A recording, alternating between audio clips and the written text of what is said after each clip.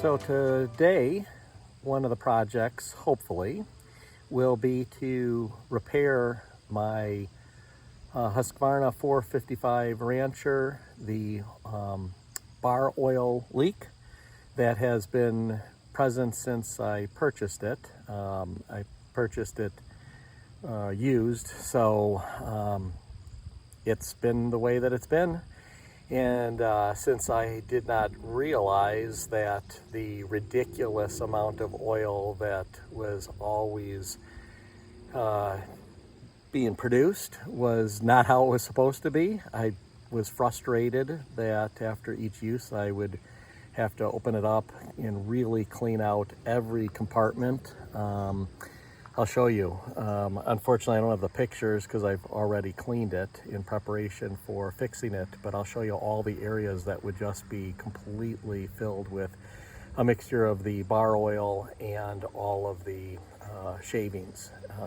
And there were times when I was using it for the day, I would be cleaning it 3 times and kept complaining that there's no way this is how it's supposed to be. And it turns out this particular model does have a recall, and so I've bought the new parts and going to try to figure it out and take you along. So as always, this is either going to be us seeing a success or one of those epic fails that we have documented for you all as well. So we'll see how it goes. Here we have the main tools that we're going to need, and then the new parts. I've got 3 new parts, 1, 2, and 3 here. Although I don't know that I really needed this, but it was not very expensive. Figured why not just replace everything while I'm at it. These are the 3 main parts for the bar oiler on this chainsaw, and then this is going to be the torque key that enables me to loosen here, and it will fit right over here like that, and then off is counter threaded. I need to put a rope, however, to freeze the piston. That'll go where the spark plug currently is, so we'll walk through that together as well, and we'll see. Now, this is what I'm talking about. So this entire area, all through here, up in here, and then more importantly, all of those nooks and crannies, every area that you see when I use this chainsaw is completely filled with wood shavings and bar oil, just blob. And then on the bottom here, it kind of pools. And that's just what the internet says is the major flaw in this particular chainsaw. And it turns out that that all stems from this little doodad, which we'll figure out together where that goes. But basically this grommet right here has been made bigger and stronger so that it doesn't leak, or so the internet says. Here we go. The first step will be removing this cover here, which will gain us access for the spark plug. Pull that out, and then we'll put a rope down in the hole, and that will hold the piston, and then we can remove that sprocket that I showed you with that torque key.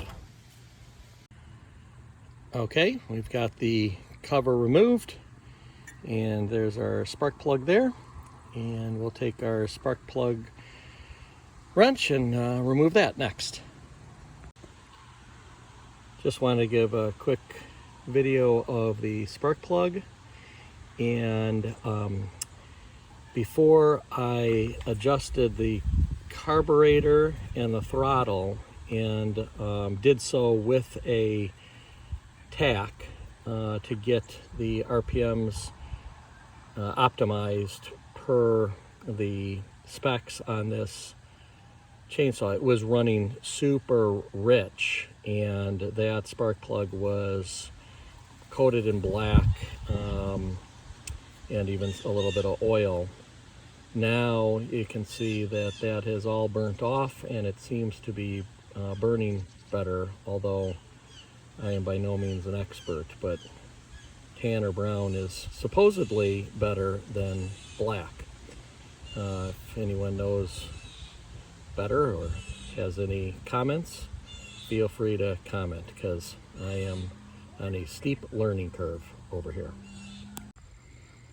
Okay, so I am told that I put some rope down into the spark plug hole, and then as I turned this, it locked in the piston, and now I'll be able to remove this sprocket. So we'll see if that actually happens and actually works. All right, well, that worked, and this is now loosened, and I can remove it by hand the rest of the way. To be very clear at this point in this process, part of the reason that I'm documenting this on video is so that I can put it back together the right way, because let's be honest, right from the start here, this has all of the possibilities of ending up being a bundle of parts that I put into a box and take to someone who actually knows what the heck they're doing. So we'll see. All right, so then with that piece removed, I remove this, and I'm just going to stack them exactly as I am removing them so that I can put them back together, theoretically. Because I have never done this before, and who knows how that's going to go back. So I'm just going to keep stacking it like it goes back in reverse. And so now you can see that little piece right there is actually the top part of that piece. So that fits right in there. So we're getting there, little by little. So this is what is underneath that plate. That's the inside part of that plate, and you can see all the crud and oil that's in there. And then you can see all of this. So this, what you see there, when I use this chainsaw, is in every single nook and cranny, all throughout this, all the way down and through here, underneath here, and all in there. It is ridiculous. I probably spend an hour cleaning every time I use this saw. So we are very hopeful that this project is going to make this a much, much more efficient tool. I wanted to point out the different parts. So here is that metal part that I'd shown you previously. Here it is, the new one. And then this rubber piece that I had pointed out earlier, here is the replacement piece for that. So you can see how it just fits right in there, hopefully. I also want to point out this super duper cleaning tool. This is by far the best cleaning tool to clean in all of these grooves and nooks and crannies here, just picking that junk out, as well as fitting in the bar groove to clean this out. This is from an old windshield wiper, the metal that is in a windshield wiper, and I just cut it down. I get 3 of these for every old windshield wiper, and just keep a pile of them for any cleaning needs. So just a pro tip right there. Not a game changer, but helpful. Okay, so I've got it all cleaned out. It's probably the cleanest it's ever been. And now I've done all of the easy parts. Now I have to remember how to dismantle this arm piece, I believe. And then I think this bolt has to come out. Maybe this, I don't know. I'm gonna go now figure out how do I get that out, as well as the part that really has been the whole problem to begin with, which is this one. And that actually connects to the bar oil tank, which is right over here on the other side. So you can see now it's a little more complicated in terms of what I get to take apart. I will keep you posted. So what I've decided to do is, rather than take out the bar oil pump, and rather than replace the recall part, which I may need to do, and I've got it, so if that's the problem, I can fix it on the next round. If it's not the problem, but it's going to become the problem, then I've already got all the parts. I did replace this oiler, and this is a snugger fit.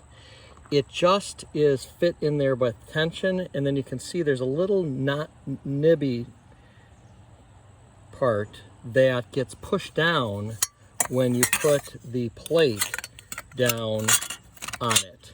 And what I've done is I've added also a little bit of Gorilla Tape just to make that part push a little bit further down when it all sits in, because that ultimately is what locks in. I'm not sure if I can get it. Yeah, there you go. This is how you get the seal. And really what I've seen is that this and this is where my oil leak is coming from. Not so much the bottom, although it does drip down the bottom, and it could be. But I'm going to start here with this fix, run it, and see if I've fixed it. That way I don't have to do any more disassembly, and that would be great if I didn't have to. We'll see if it works. So it's all put back together, and we're gonna run it for a bit and see what we see in terms of the oil, the bar chain oiler. We'll see if it's working first and foremost, and then hopefully see that it's not leaking as much.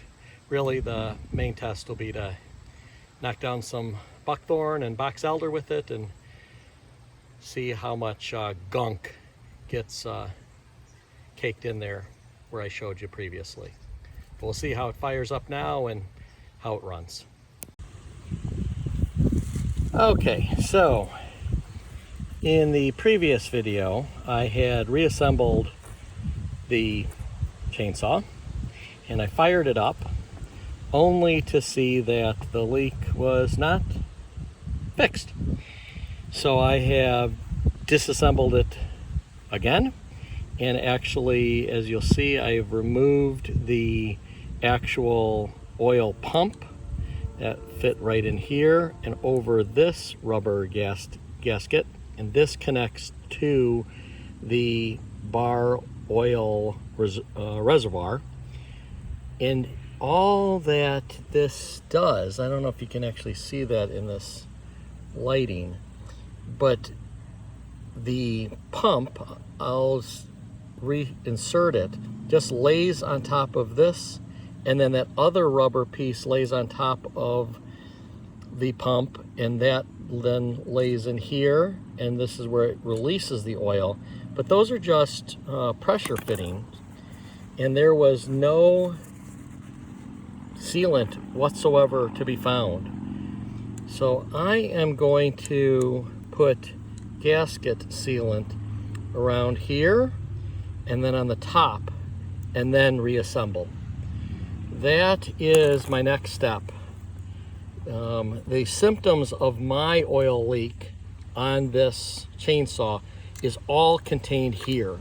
Yes, some of it drips down on the bottom, but it's not coming from underneath here, which is the symptom that I've seen on the internet when it is this piece and the grommet that goes to the oil reservoir. So And to get at that, I need to take this whole handle assembly off. I may get to that point, but really, I think that getting some sealant around here and then on the top gasket fitting, that should seal the oil leak that I am blaming on right here where I am pointing. So we'll see. This huge, massive stain is the oil leak that showed me that nothing that I did previously was of any benefit. Okay, so this is actually the new replacement bar oil pump. I figured I got it all taken apart. I'll put the new part in, and I did notice that those, I don't know what you call them, flanges perhaps, are a little bit larger, and the hole is definitely centered on this one, which was not true of the original. You can see that I've got the gasket sealant around the hole, and then I put some actually in there, being careful not to get it in the hole to block the oil, which would be unfortunate. So I'm going to set this back in. So just a quick picture of the sealant around the top of the pump and on this rubber gasket area, and that will just fit right on the top like so. So I'm going to do that off camera so that I can use both hands and get it on there without getting any of that sealant in the hole. Okay, it's all reseated. I'll put the plate back on. That's this guy here, this plate. Fits right down on there with the screw. And then we'll be reassembling once again. All right, well, you all missed how to get this off of this because my camera person didn't have it on video. So, what can I say? I'm a rookie. We're, yeah, I know, but they didn't get to see me take the little throttle linkage thingy off. It was very impressive. Look at what I've done. I know. And you know what was impressive? Like what? A part hit the table and you were like, what is that? And then you named it as if you knew for sure. I did. It is my throttle linkage right here that came off because I popped that little blue thingamabob. And so now what you are seeing is all of, I mean, look at it, everywhere you look there's oil. So what you missed on the video when we weren't doing the video is I'm going deep. And let me look at that honestly. So theoretically this is where it's leaking from, but there's no way. I mean, yes, that could be part of the leak, but it oozes off the front part, and I did all this great little gasket sealant. So I am taking that off. It's a bit under protest.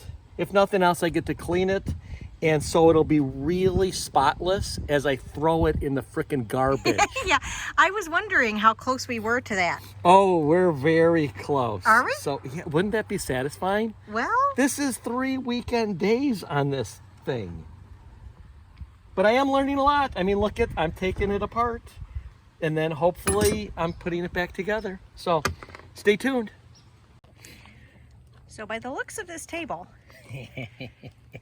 Steve, you have gotten very serious about the demoing portion of your day. Yes, I am. So I'm going to clean this up further. But I took what is thought to be the problem part out. This is the little oil filter. And this went right up in there. Yeah. And I'm going to replace this black with this black. Okay. And then I'm going to have to do all the sealant again after I clean it up. And then literally, this is a new part, this is a new part, this is a new part, this will be the new part that goes there. Everything that's related to the oil will have been replaced. And what percentage are you giving this? You know what? I think we have to start with the percentage that I can put all of this back together. And I'm feeling good about that. So we'll see. Okay, I'll let you think about it as you plug everything back in. The good news is that all of this is going to have to set for 24 hours, so I'm not going to have to deal with it after I put it back together for at least a day. Well, okay, now we've got the new part in and used gasket sealant. None of these joints had any sealant whatsoever, so hopefully this will help. And then, as you can see, have cleaned it up, and now to reassemble. All right, Stevie, how much progress have we made? We have made considerable progress. Hey, look at it, it's all put together. It actually went back together. Oh, I'm so proud of you. I am pretty proud of myself. So we haven't actually started it up though. So it looks good. It looks like it is supposed to. I still have some spare parts. We can go through the spare parts. Yeah, let's. This is the sprocket for the chain to go around, and this is the little doohickey that fits in this groove, and when this whole thing spins, it is this screw that runs the oil pump. It's really quite a cool system. No kidding. Yep. This is the old pump. This is the old part. This is another old part. And all of those are replaced with new parts inside of there. So you ask, well, why didn't you finish? That is my question. That is because I'm going to take this whole front off and the metal face plate behind this. Yes. Because I want to just check on my work after the sealant sets up. Okay. And then I'm going to replace the metal plate. That'll be my last step in the repair. So after that, if it leaks, I'm pretty much done because I've replaced everything. So these parts go on top of the face plate and require a special tool and blah blah blah. I'm just going to let it be. Going to come back tomorrow. Going to see how it all sets up, and then I will order the new metal plate that's like $16 and hope for the best. So when are we able to cut something with this beast again? Isn't that disappointing? It is, a little bit. Yes. So we'll be able to do it next weekend. Next weekend. So yeah. But we've got your claws gizmo, and then we got my little works chainsaw, and then we've got the bad boy brush cutter. So maybe tomorrow we can nail some buckthorn again. It's been a while. It has been. Yes, it has. But well, good job, you. Together. Yeah, thanks. Well, today hopefully will be the final edition of the repair of the Husqvarna bar oil leak. What you're seeing here is that I have received the new cover plate, and I'm going to take this to replace this one, and that's just the final stage that I can do to pretty much repair and replace everything that could be causing the leaks, because as I've gone through this process, it's actually become clear that the bar oil has been leaking from pretty much every possible area, and so we're just replacing it. The reason to replace with the new plate is right here there is a pressure that pushes on all of the gaskets, for lack of a better word, and connections from the oil reservoir to the oil pump to where it comes out here. And those are just all basically pressure fit. I've sealed them, as I'll show again, with the gasket sealant, and then now this new plate is hopefully going to push on this. This plate here is bent, and that I have also read could contribute to a leak, so we're going to replace it.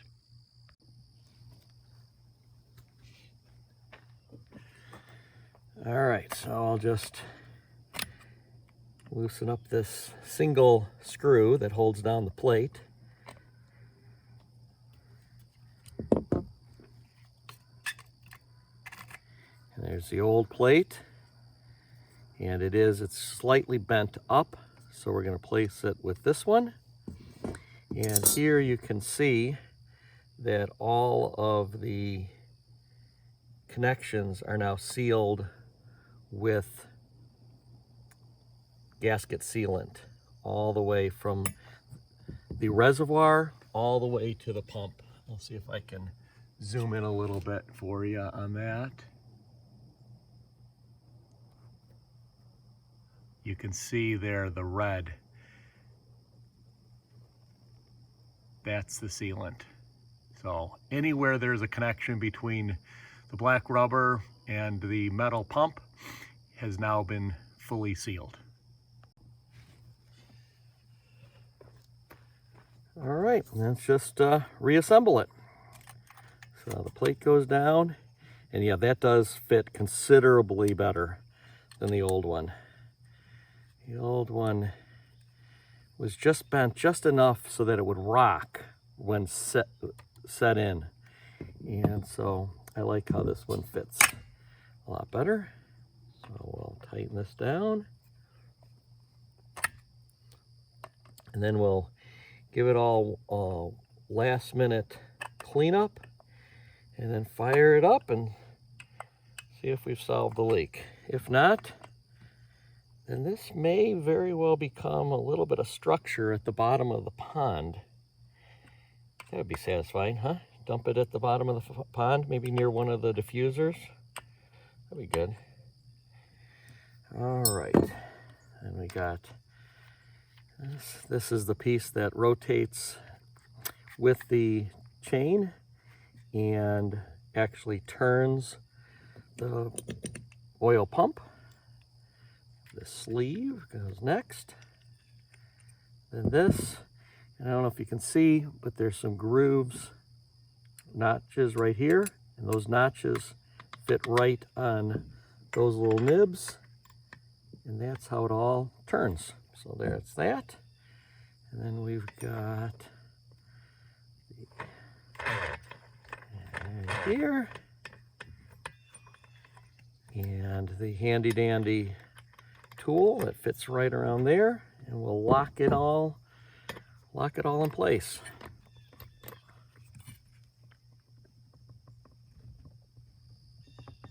There we go. And she's all put back together. So that's it. Now we'll just clean it up, put the bar and the chain back on, and fire this bad boy up.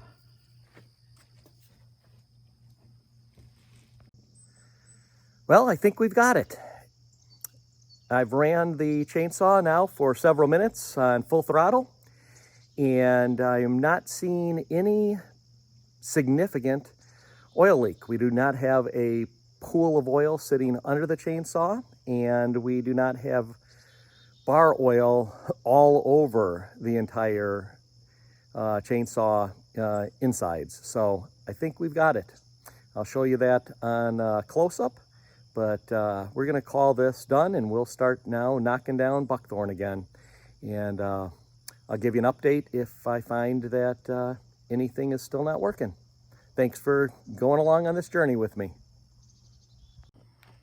All right, just to give you a close-up and show you that we definitely are seeing improvement. So in the past, after I would run the chainsaw, I would have a massive pool of oil sitting right here. And I mean, massive pool of oil. This is all oil stained from my many attempts at this. And you can see there is no oil pooling here. There is no oil dripping down here. There's no oil all in through here. And it is working because we can see the spray off the chain. We've got some oil here and some oil right in there.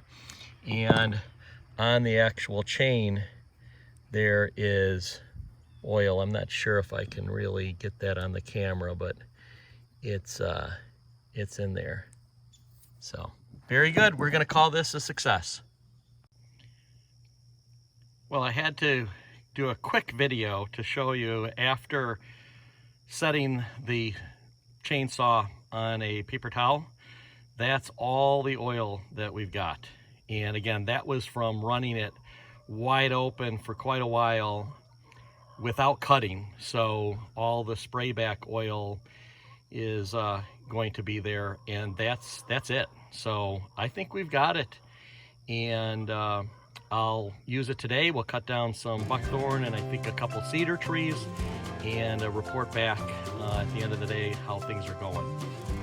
All right, all for now.